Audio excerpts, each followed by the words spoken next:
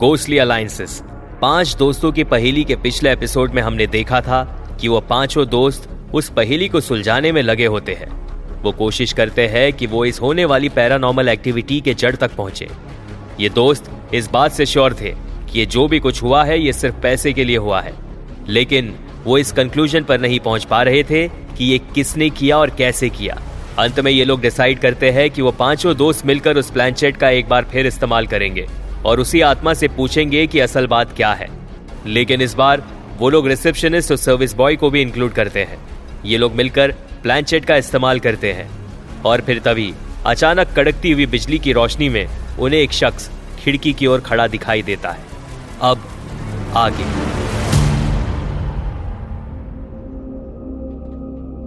खिड़की के पास उस शख्स को देखकर सभी की सांसें तेज हो जाती है।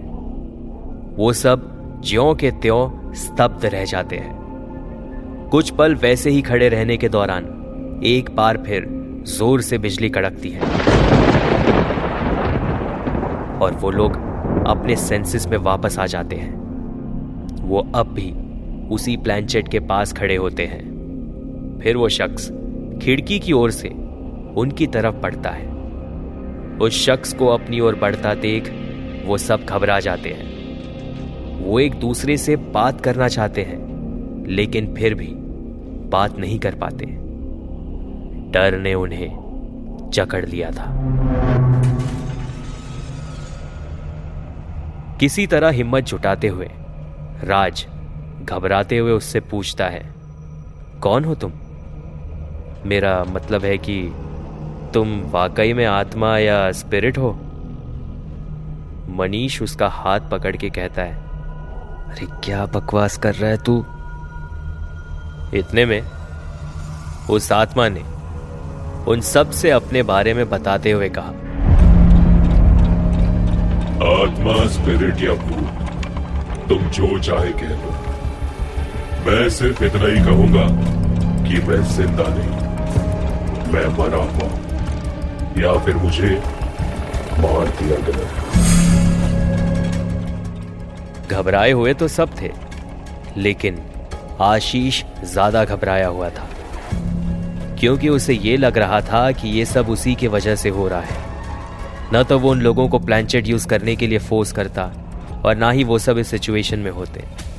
वो ये सोच ही रहा होता है कि उस आत्मा ने आशीष से कहा, क्या हुआ आशीष, तुम्हें क्या लगता है कि मैं यहां तुम्हारी वजह से आया हूं? डरो मत। आशीष उस आत्मा से सवाल करता है, तुम्हारा नाम क्या है? जवाब में आत्मा कहती है, मेरा नाम राम है, या था। इतने में निखिलेश कहता है, राम, हम तुमसे कुछ जानना चाहते हैं। राम ने निखिलेश को जवाब देते हुए कहा, मैं जानता हूं, अच्छी तरह जानता हूं कि तुम क्या जानना चाहते हो।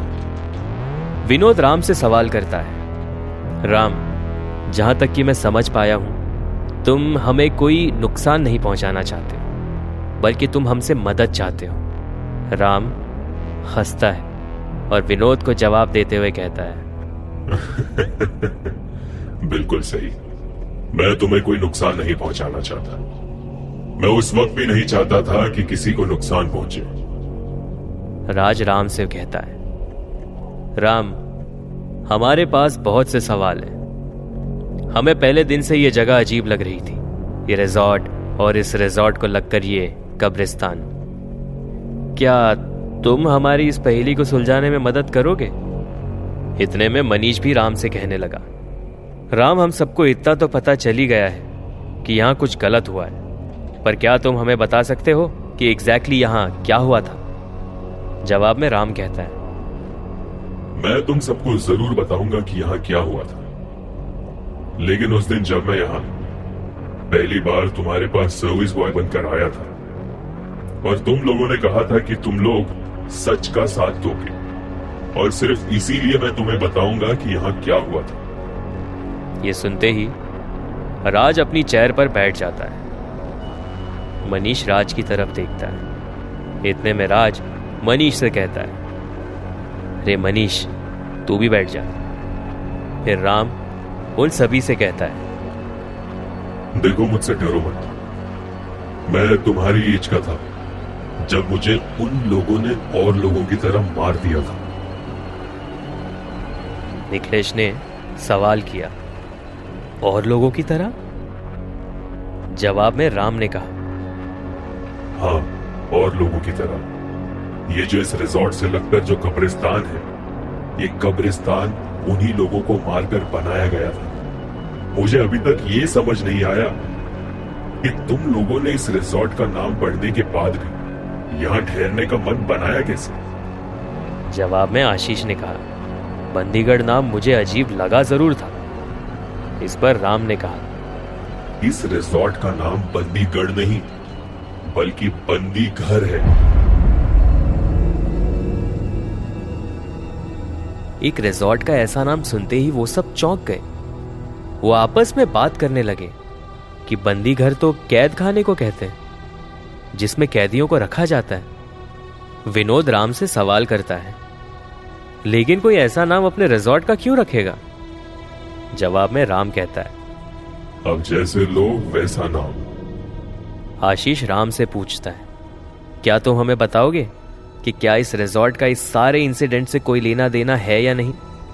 जवाब में राम कहता है, इस रिजॉर्ट का ही नहीं बल्कि ये पूरी जमीन जिसमें ये रिजॉर्ट, ये कब्रिस्तान है, और इस रिजॉर्ट की आगे की जमीन जिस पर ये गार्डन फैला हुआ है, और यहाँ आसपास की जमीन, इन सभी का इससे रिलेशन है। निखिलेश राम से सवाल करते हुए पूछता है, आखिर इस जमीन में ऐसा क्या था जो इसके लिए इतने लोगों को मार दिया गया? राम उन लोगों को डिटेल में स्टोरी सुनाता है। आज से करीब 27 साल पहले यहाँ एक गांव हुआ करता था। इस गांव में सड़क बनाने के लिए इंजीनियर की टीम आई थी। जब वो इंजीनियर यहाँ सर्वे कर रहे थे, उन्हें जमीन की खुदाई के दौरान कुछ मिला, जिसे उन्होंने लेबोरेटरी में टेस्ट करने के लिए भिजवा दिया। टेस्ट के बाद उस इंजीनियर को उसकी रिपोर्ट मिली, तो वो उस रिपोर्ट को गवर्नमेंट के साथ शेयर करना चाहता था, लेकिन वहां के एमएलए ने उसे ऐसे करने से रोक दिया।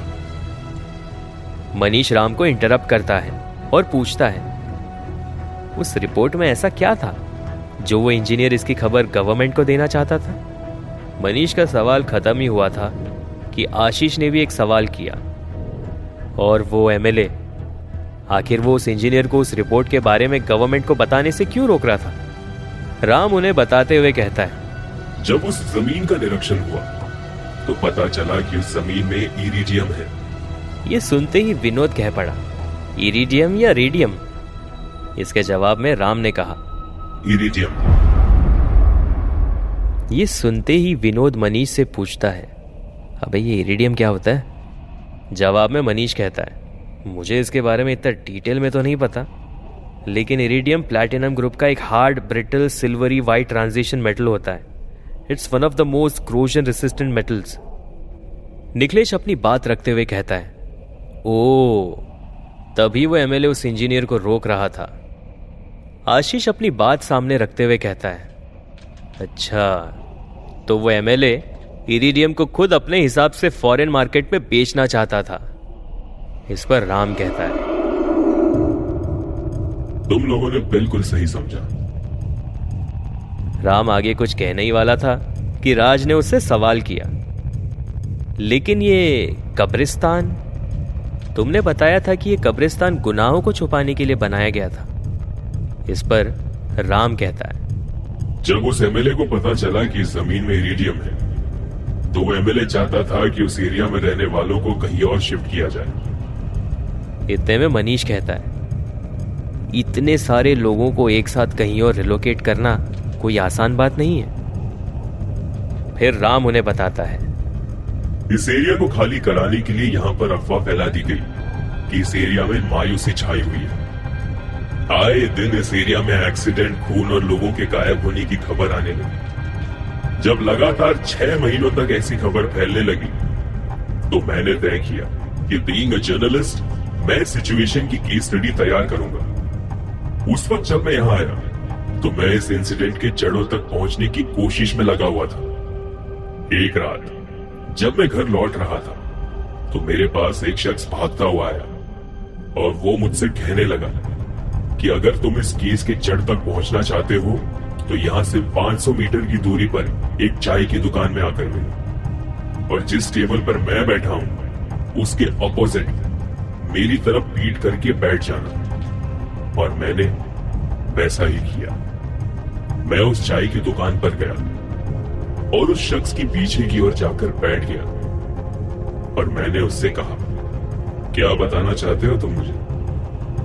उस शख्स ने उसे जवाब देते हुए कहा, मैं वो इंजीनियर हूं जिसने जमीन की रिपोर्ट तैयार की थी। मुझे खुदाई के दौरान ही पता चल गया था कि इस जमीन में इरिडियम है और बाकी की सारी इंफॉर्मेशन और सबूत इस फाइल में है। मैं इसकी रिपोर्ट गवर्नमेंट तक पहुंचाना चाहता था, लेकिन एमएलए के गुंडे मेरी जान के पीछे पड़े हुए हैं। वो लोग मुझे कभी भी मार सकते हैं। मैंने देखा कि तुम इस केस को जनता के सामने लाना चाहते हो, तो ये काम अब तुम्हारा है।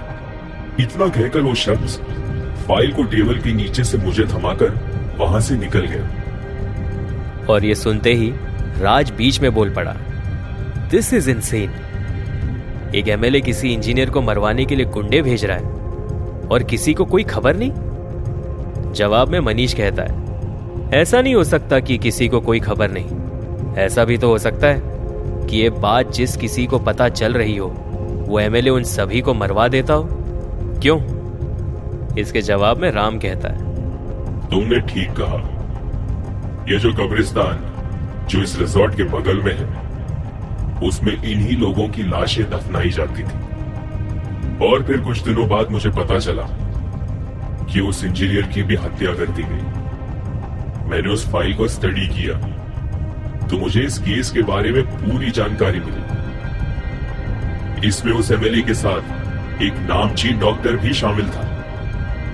निखिलेश सवाल करते हुए कहता है, डॉक्टर का क्या काम? राम उन्हें जवाब देते हुए कहता है, दूसरों की चिता पर रोटी सेकना तो इस डॉक्टर और एमएलए से सीखना चाहिए। जिस किसी की भी हत्या होती उसकी बॉडी को इस डॉक्टर के हॉस्पिटल में ले जाया जाता और फिर ये डॉक्टर उनके बॉडी पार्ट्स को निकालकर इलीगली मार्केट में बेच देता। ऐसे नीच थे ये लोग। राम की बातें सुनकर वो सारे लोग शॉक्ड हो गए थे। वो ये सोचने लग गए कि आखिर कोई कितना गिर सकता है। पैसा बनाने के लिए इतनी सारी हत्या और ऐसी साजिश। ये सारी बातें सुनकर उनके होश उड़ गए थे, क्योंकि आज तक कभी उन्होंने ऐसी इंसिडेंट के बारे में अपने सपने में भी नहीं सोचा था।